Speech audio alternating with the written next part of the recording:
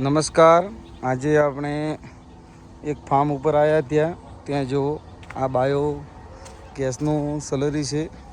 ત્યાં જો અલગ અલગ ગેસ બનાવવામાં આવે છે. એ અલગ અલગ ગેસ બનાવી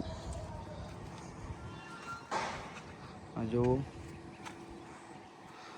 આ ગેસ બનાવી અને આ ગેસથી એક જનરેટર ચાલે અને જનરેટર દ્વારા ફાર્મની અંદર જાય છે. જો આ બધા બાયો ગેસના પ્લાન્ટ છે. કહેવામાં આવે કે આ ગેસ દ્વારા ફાર્મ ચાલે છે.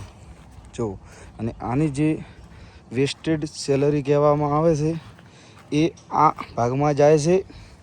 ત્યાંથી આ ખેતરમાં જાય અને ઓર્ગોનિક ખેતરમાં કહેવાય ને એ ઓર્ગોનિક થાય. આ ખેતરમાં જાય એટલે જુઓ ફાર્મની અંદર અલગ અલગ લગાવેલા છે.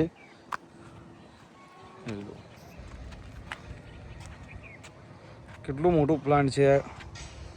ખાલી ફાર્મરે લગાવ્યું છે એના ફાર્મ પૂરતો ચલાવવામાં. ફાર્મ પણ ચાલે, ખાતર પણ બને, બંને કામ થાય.